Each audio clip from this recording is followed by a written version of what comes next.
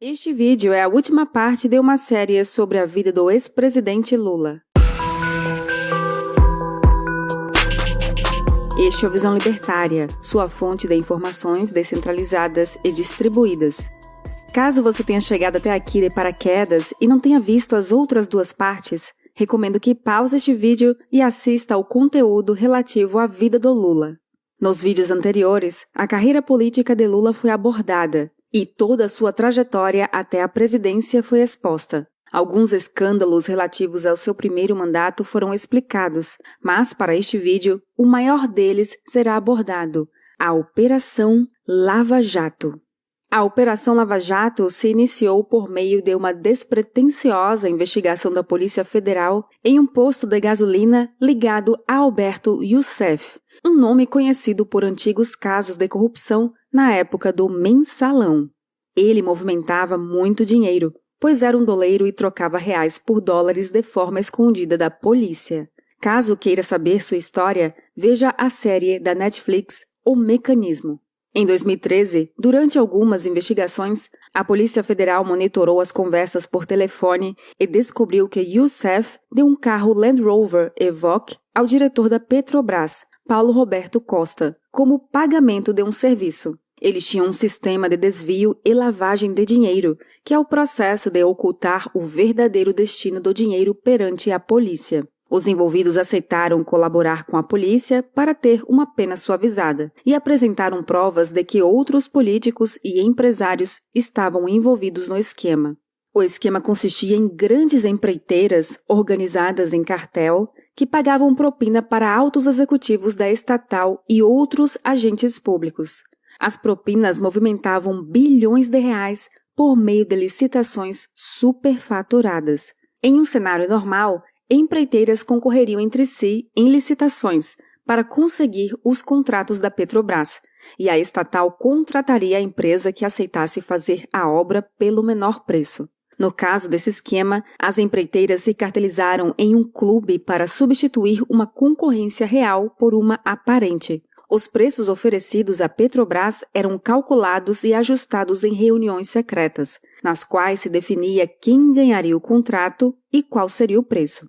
O preço era inflado, pagando muito acima do preço real, cerca de 1 a 5% do valor, e esse dinheiro, pago por verba pública, retornava lavado para funcionários públicos e políticos. Os doleiros eram responsáveis por transferir o dinheiro das empreiteiras beneficiadas até os agentes públicos e políticos, onde era feita a lavagem de dinheiro. A Justiça constatou que houve cerca de 38 bilhões de reais desviados. Na época, o diretor da Petrobras afirmou que muito do dinheiro desviado foi utilizado em campanhas do PT, PP e PMDB. Youssef afirmou que Lula e Dilma sabiam do ocorrido. Eram os políticos que nomeavam as diretorias da Petrobras que faziam as licitações superfaturadas. Uma das empreiteiras que mais se beneficiaram do esquema foi a Odebrecht, e o metacapitalista Marcelo Odebrecht foi preso. Ele fez uma delação premiada, apontando outros nomes que sabiam e se beneficiavam da operação, como José Dirceu, Temer, Palocci, Eduardo Cunha e Lula. A Operação Lava Jato levou para a cadeia muitos empresários e políticos, como Sérgio Cabral, ex-governador do Rio de Janeiro, e também o empresário Eike Batista, Eduardo Cunha, entre outros. Muitos não foram para a cadeia por conta de foro privilegiado, como Aécio Neves e Fernando Collor. Inclusive, foi por meio de foro privilegiado que Dilma tentou livrar Lula dos crimes, colocando ele como ministro-chefe da Casa Civil em março de 2016. Dilma teve seu telefone grampeado e foi divulgada pela mídia sua conversa com Lula. Alô?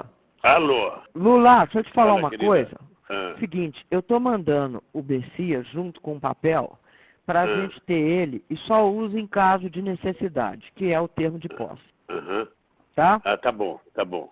Só isso, Ao você mesmo- espera tá aí bom. que ele tá indo aí, Tá bom, tô aqui, fica aguardando. tá? Ela foi impedida de dar foro privilegiado ao ex-presidente. As empreiteiras, em delações, declararam que doaram quase 100 milhões de reais para as campanhas de Dilma e Aécio, na eleição presidencial de 2014. Também foi descoberto nesse período que o BNDES, banco estatal, financiava, de 2003 a 2015, caras obras públicas em países ligados ao governo, muitas delas em países autoritários e antidemocráticos. Foram gastos cerca de 3,3 bilhões de dólares na Angola, 2 bilhões de dólares na Argentina, 1,5 bilhão de dólares na Venezuela, 685 milhões de dólares no Equador e 656 milhões de dólares em Cuba. Todos esses países eram governados por membros do Grupo Socialista Foro de São Paulo. Além disso, outra forma de ajudar as ditaduras aliadas foi no governo Dilma por meio do programa Mais Médicos, em que médicos cubanos vinham trabalhar no Brasil. 70% do que eles ganhavam eram descontados do salário e iam diretamente para Cuba. Em abril de 2018, Lula foi finalmente condenado a 9 anos de prisão e foi preso por corrupção passiva e lavagem de dinheiro. Segundo investigações e delações, Lula recebeu um apartamento triplex no Guarujá como propina da OAS e um sítio em Atibaia como propina das empreiteiras OAS e Odebrecht. No documento de posse das propriedades não aparece o nome de Lula, pois, obviamente, ele fez ocultação de patrimônio para não levantar suspeitas e as propriedades continuaram em nome da OAS. Foram utilizados como provas o depoimento do ex-presidente da OAS, Léo Pinheiro, que afirmou ter se encontrado com Lula em Guarujá para falar da reforma do triplex. Ele apresentou fotos, registros de imagens em visitas ao apartamento e conversas antigas no celular sobre Lula, além de depoimentos de funcionários contratados para a reforma no apartamento. Documentos e comprovantes bancários sobre o triplex foram encontrados pela polícia rasurados na casa de Lula. Havia também depoimentos, antigas planilhas internas da Odebrecht, documentos fiscais e anotações de executivos associando o sítio de Atibaia a Lula. Houve muitas outras provas de muitos casos de corrupção envolvendo empreiteiras e empresas ligadas a Lula, como a propina da Odebrecht e lavagem de dinheiro por meio de suposta doação de R$1 milhão da Guiné Equatorial para o Instituto Lula. Em 2019, ele foi solto. E em 2021, obteve novamente seus direitos políticos com a ajuda do STF, por meio de anulação dos seus julgamentos. Ele não foi inocentado, pois ainda será novamente processado. Contudo, devo lembrar que isso aqui é Brasil, então com certeza vai demorar muitos anos.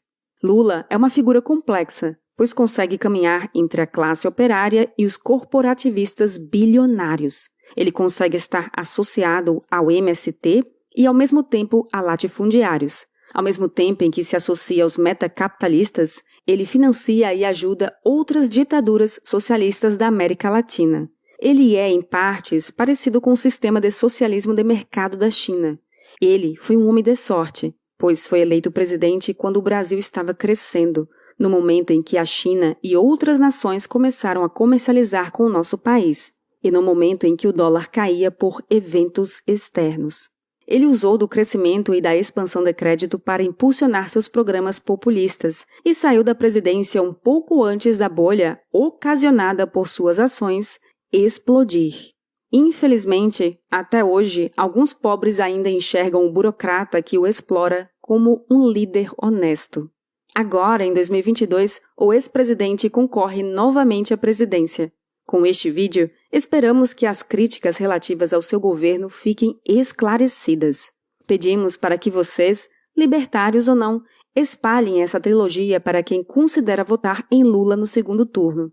Mesmo que eles discordem do que apresentamos, tentamos ao máximo expor fatos que são facilmente verificáveis.